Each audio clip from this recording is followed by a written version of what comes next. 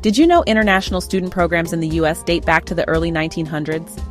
Long before Silicon Valley and global tech unicorns, the US made a strategic decision: bring the world's brightest minds here and shape global leadership from the classroom up.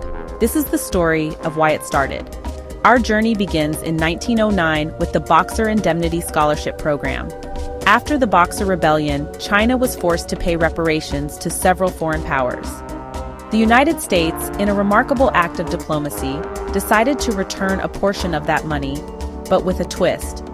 Instead of handing the funds back, the U.S. created scholarships for Chinese students to study in American universities.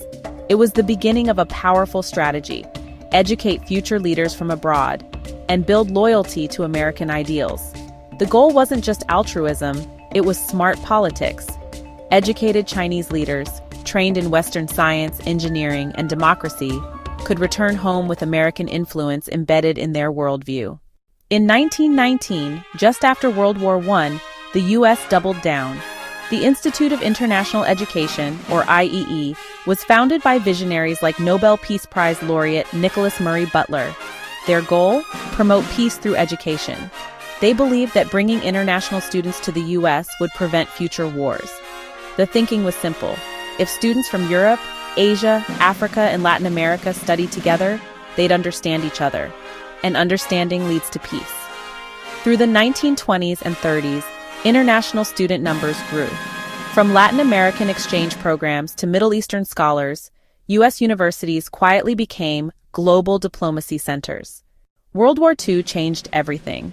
The U.S. emerged as a superpower, and education became part of its global arsenal.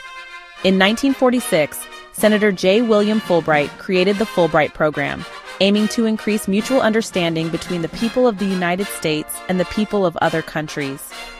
Over the next decades, thousands of students came to the U.S. through Fulbright and other public-private exchange programs. The Cold War made this even more urgent.